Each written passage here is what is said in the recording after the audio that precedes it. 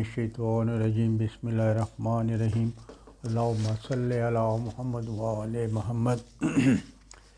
رمضان کی آمد ہے اور میں چاہتا تھا رمضان کے سلسلے میں کچھ حدیث رسول اللہ کی آپ کے گوش گزار کر دوں۔ ویسے تو ہر ایک کو پتہ ہے کہ رمضان عبادت کا مہینہ ہے، رمضان اپنے عمل کرنے کا وظیفہ مہینہ ہے، رمضان رحمتوں کا مہینہ ہے، اور اس رمضان میں شیطان کو باندھ دیا جاتا ہے اور عرش کے دروازے کھول دیے جاتے ہیں، اور جو بندہ گناہ کی معافی مانگتا ہے اللہ میں اس کے گناہوں کو معاف کر دیتا ہے۔ اور یہ رسول پاک کا ارشاد ہے کہ رمضان کو رمضان نہ کہو، کیونکہ رمضان اللہ پاک کا بھی نام ہے، اس لیے ماہ رمضان کہا کرو کہ ماہ رمضان جو ہے یہ اس کو کہنا ٹھیک ہے۔ یہ ہے بھی ماہ رمضان، اور رمضان تو اللہ کا ہے اور اس لیے اس کا اللہ کا ایک اسم ہے جس کو اللہ کو رمضان بھی کہا جاتا ہے۔ تو جو کوئی ایک یہ رمضان کو کوئی ایک آیت بھی پڑھتا ہے تو اس کے ثواب میں جو عام دن کا ثواب ہوتا ہے اس سے پتہ نہیں کتنا گنا اس میں اضافہ کر دیا جاتا ہے، اور ایک تلاوت کی جو کرتا ہے تو اس حدیث میں ہے کہ اس نے پورے قرآن کی تلاوت کر لی۔ رمضان اصل میں اس لیے بھی ہے رمضان کہ رمضان جو ہے نا اس کے اندر بندہ روزہ رکھتا ہے، اور غریب امیر دونوں کو روزہ رکھنا پڑتا ہے۔ جو امیر کبھی بھوک کے نہیں رہتا اس کو بھی اس غریب کا احساس ہو جائے کہ غربت میں آدمی اکثر بیشتر فاقے سے رہتا ہے، کبھی روزی ملتی ہے کبھی روزی نہیں ملتی، تو اس کو اس کے بھوک کا احساس ہو جائے۔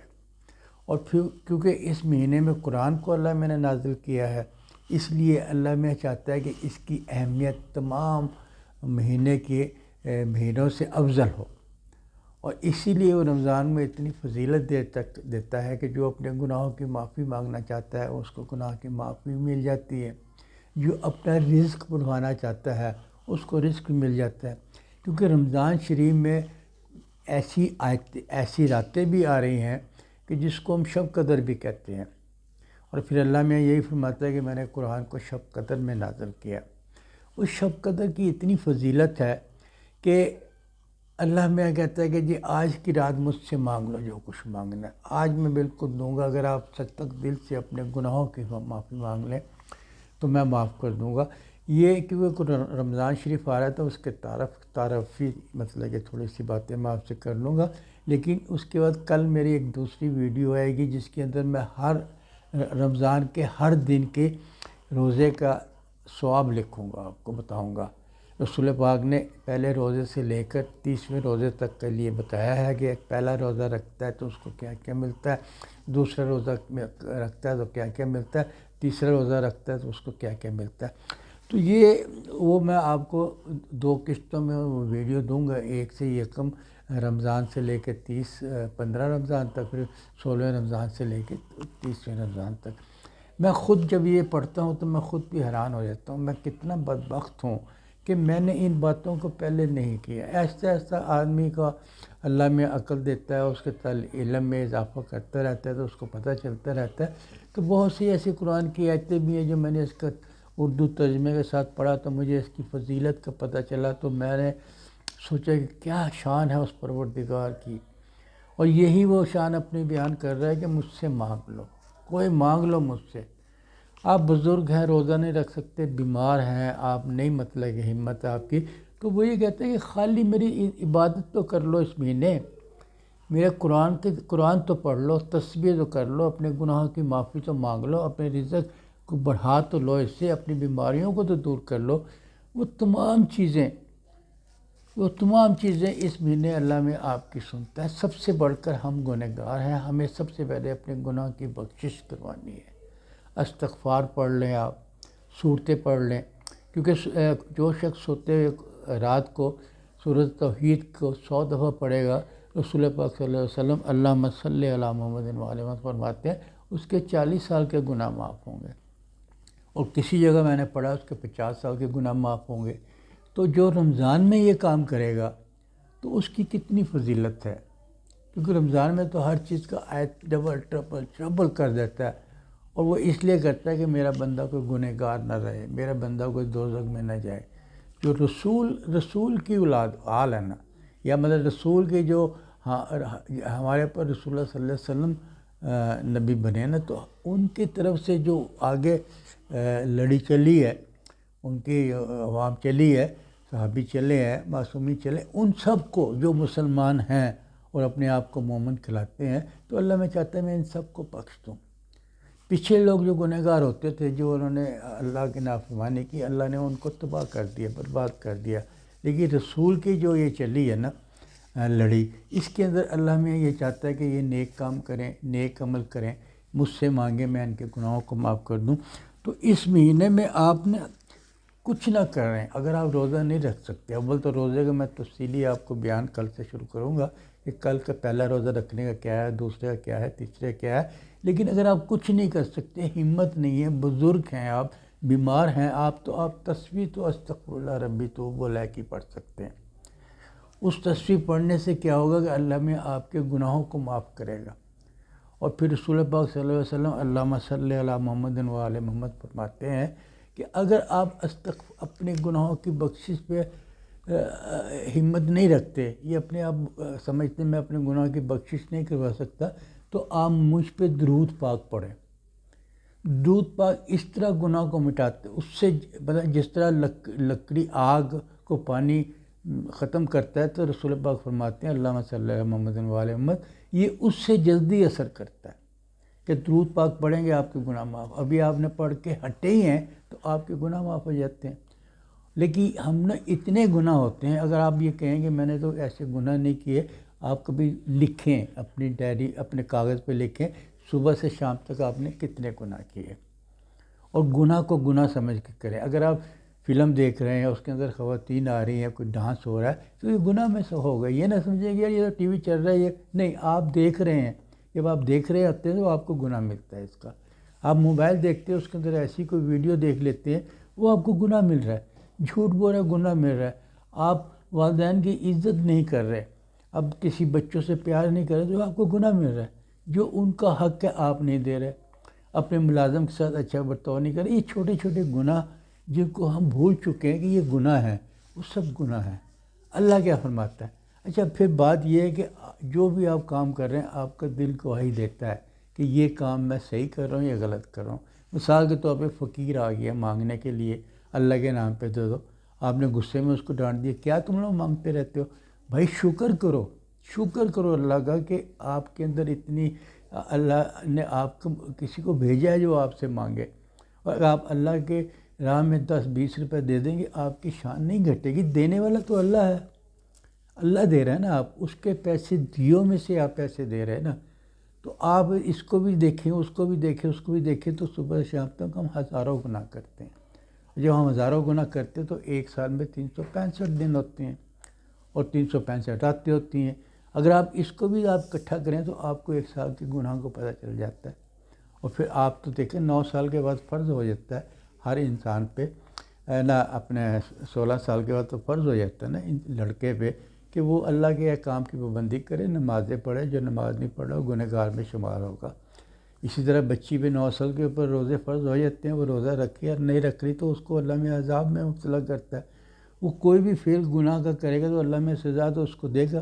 تو یہ نہ کہیں کہ ہم نے اتنے گناہ نہیں کیے، بس ایسے ہمارے حالات ایسے چل رہے ہیں، ہم تو بڑے نیک ہیں۔ نیک تو کوئی نہیں اس دور میں، کوئی نہیں دور۔ اتنے لوگ میں نے دیکھے ہیں جو مومن ہو کے، سید ہو کے بڑا بڑا کچھ کرتے ہیں، حق کھاتے ہیں، ہیرا پھیری کرتے ہیں، قرض لے کے واپس نہیں دیتے، یہ بہت کچھ کرتے ہیں۔ جی میں کسی کے بارے میں کیا بتاؤں، آپ کا دل خود بتاتا ہے کہ میں نے آج کیا کیا، کتنی نیکی کا کام کیا، کتنے میں نے کسی کا دل توڑا، کسی کے اوپر میں نے غصے ہوا ہوں۔ غصہ حرام ہے، لیکن ہم لوگ اس کو نہیں سمجھتے۔ تو ہمیں چاہیے کہ اس مہینے میں آپ استغفار کریں، اللہ سے اپنے گناہوں کی معافی مانگیں، اور نماز کی پابندی کر لیں۔ نماز تو فرض ہے نا، آج نہیں نماز پڑھیں گے، کل پڑھیں گے، پچھلی بھی پڑھنی پڑے گی۔ تو سب سے پہلے تو سوال وہاں پر اپنے قبر میں جائیں گے تو یہی ہوگا نا، نمازیں کتنی پڑھی، جوانی کیسے گزاری، نبی کون ہے، امام کون ہے تمہارے، یہ ساری چیزیں تو ہم سے پوچھی جائیں گی نا۔ تو اس کا کیا جواب دیں گے ہم؟ تو اسی لیے کہا جاتا ہے کہ یہ اللہ نے اس مہینے بہشت کے دروازے کھول دیے ہیں، دوزخ کے دروازے بند کر دیے ہیں، اور چاہتا ہے کہ میرا بندہ آئے اور مجھ سے اپنے گناہوں کی معافی مانگو۔ یہ خدا واحد ہے جو سب سے پہلے وہ سب سے پہلے آپ کو بخشتا ہے۔ اتنی جلدی آپ کا بھائی نہیں آپ کو بخشے گا، باپ نہیں بخشے گا، ماں نہیں بخشے گی، لیکن پروردگار عالم ہماری وہ شان والا ہے کہ آپ اس سے استغفار پڑھیں، صدق دل سے پڑھیں، آنسوؤں کے ساتھ پڑھیں، اور وہ بخشنے والا ہے۔ جب آپ کے گناہ بخشے گئے تو آپ کا ہر عمل قبول ہو گیا۔ اس مہینے آپ قرآن شریف پڑھ سکتے ہیں۔ جو صاحب جو پڑھے لکھے لوگ ہیں وہ اس کو قرآن شریف کو پڑھ سکتے ہیں، اور جو نہیں پڑھ سکتے وہ اردو میں اس کا ترجمہ پڑھیں۔ میں کہتا ہوں آپ کو وہ باتیں پتہ چلے گی کہ ہم روزہ کتنے بجے رکھنا چاہیے، روزہ کیسے کھولنا چاہیے، روزے میں کیا کرنا چاہیے، پوری زندگی کی چیزیں۔ اور اسی لیے اللہ میں فرماتا ہے کہ میں نے ہر خشک و تر چیز قرآن شریف میں رکھ دی ہے۔ کوئی ایسی چیز نہیں ہے جو قرآن سے آپ کو نہیں ملے گی۔ آپ ایک دفعہ اس کو اردو میں پڑھیں گے، آپ کو ہر چیز کا پتہ چل جائے گا کہ جنگیں کیسے ہوئیں، کس نے کیا کیا، کس نے کیا کیا، حضرت یوسف کا کیا قصہ ہے، حضرت یونس کیسے مچھلی کے پیٹ میں چلے، یعنی تمام چیزیں اس کے اندر پتہ چل جائیں گے آپ کے اندر۔ تو آپ اردو میں ترجمہ پڑھ لیا کریں۔ اور اگر آپ چاہتے ہیں کہ میرا دنیا میں بھی اور آخرت میں بھی اچھا ہو، تو آپ رزق کے لیے جیسے چاہتے ہیں تو آپ اپنا استغفار کی تسبیح پڑھیں، آپ 7 درود پاک کی تسبیح پڑھیں، آپ کی رزق میں بھی اضافہ ہوگا، آپ کے گناہوں کو بھی مٹتے جائیں گے۔ اور یہ تو وہ گھڑی ہے جو سال کے بعد ایک دفعہ آتی ہے، پتہ نہیں اگلے کل ہم رہیں گے یا نہیں رہیں گے، تو ہمیں جو اللہ میں ایک رمضان میں ایک موقع دے رہا ہے تو ہم اس سے فائدہ اٹھائیں۔ 30 دن کا رمضان ہوتا ہے، اللہ آپ کو صحت و تندرستی دے۔ 30 دن میں آپ استغفار کریں گے اور اس کے بعد جناب آپ اپنا درود پاک پڑھیں گے تو اور اس کے اندر سورۃ قدر کی بھی بہت تاکید کی گئی ہے کہ جو اس ماہ سورۃ قدر پڑھے گا اس کے ثواب تو لاکھوں کروڑوں میں ہو جائے گا۔ اور ویسے یہ ہے کہ کوئی بھی چیز پڑھ لیں، اللہ کا کوئی بھی کلام پڑھ لیں، آپ کو اس کا ثواب ہوگا۔ باقاعدہ جو ویڈیو ہے میں کل آپ کی خدمت میں پیش کروں گا۔ آج تو میں رمضان کا تعارف بیان کر رہا ہوں کہ ہمیں کیا کرنا چاہیے، کیا نہیں کرنا چاہیے، یہ سب چیزیں آپ کو پتہ ہے، سب چیزیں آپ کو پتہ ہے۔ تو میں کیوں بتا رہا ہوں؟ میں اس لیے آپ کو بتا رہا ہوں، رسول پاک صلی اللہ علیہ وسلم اللہم صلی علی محمد و علی محمد فرماتے ہیں کہ اگر آپ کو پتہ بھی ہے تو آپ ان کو اور بتا دیں تاکہ ان کو رپیٹ ہو جائے، یاد دہانی کرائی جائے۔ ایک چیز بھولی بھی ہوتی ہے، ان کو دوبارہ سن کے وہ شاید اس پہ وہ عمل کر سکیں۔ تو یہ میرا بتانے کا مقصد یہ ہے کہ اس لیے میں ثواب لینا چاہتا تھا آپ سے، اور میں چاہتا ہوں کہ میری ویڈیو کو آپ پوری دیکھیں، اس کے بعد اس کو آگے لوگوں تک پھیلائیں۔ میرے ثواب میں تو اضافہ کر سکتے ہیں نا، اس میں تو آپ بخیل نہ ہوں۔ آپ اس کو سبسکرائب کر سکتے ہیں، اس کو لائک کر سکتے ہیں ویڈیو کو، یہ اچھی باتیں ہیں نا۔ اگر آپ میری اچھی بات سن کر مجھے کہتے ہیں ٹھیک ہے جی بہت اچھی بات ہے، تو آپ اس کو لائک کر دیں گے تو آپ کو بھی ثواب ملے گا، اور آپ بھی ویڈیو بنا سکتے ہیں، آپ بھی لوگوں کو یہی باتیں کر سکتے ہیں۔ ایک بات اور میں کرتا ہوں، جو میں باتیں آپ سے کرتا ہوں، جو بھی میں باتیں ویڈیو میں کرتا ہوں، توبہ اللہ سے ڈر کے کرتا ہوں، اور وہی باتیں کرتا ہوں جو میں نے پڑھی بھی ہوں گی، کنفرم کی بھی ہوں گی، حدیثوں کو دیکھ کے کئی گھنٹے لگ جاتا ہوں میں اس کو، جب مجھے کسی چیز کا پتہ چلتا ہے کہ سورۃ حشر کی آیت نمبر اس کا ثواب ہے، پھر میں اس کو پڑھوں گا، دیکھوں گا کیا لکھا ہوا، کہیں میرے اس میں غلطی تو نہیں ہوگی، سننے میں کسی کو بتانے میں غلطی تو نہیں ہوگی۔ اور کچھ عمل ایسے ہوتے جو میں 25-30 سال سے لوگوں کرتے رہتا ہوں، مجھے پتہ ہے، اس سے بھی میں نے کنفرم کر کے یہ عمل پیش کیے تھے۔ آج بھی میں جتنی ویڈیو بناتا ہوں، جتنی بھی روایات پیش کرتا ہوں، میں اس کو نوٹ کرتا ہوں، اور میرے پہ اس کا ریکارڈ باقاعدہ ہوتا ہے، بک ہوتی ہے، میگزین ہوتا ہے، جو بھی ہوتا ہے، میں لوگوں کی باتیں سن کے نہیں بناتا ہے اس کو، یہ لوگوں کے عمل دیکھ کے نہیں، میں نے کبھی بھی کسی کے عمل کی طرف نہیں دیکھا۔ میں وہ عمل کرتا ہوں جس کو مجھے پتہ ہے کہ اس کی اجازت ہے اور یہ معصومین نے بتایا ہے۔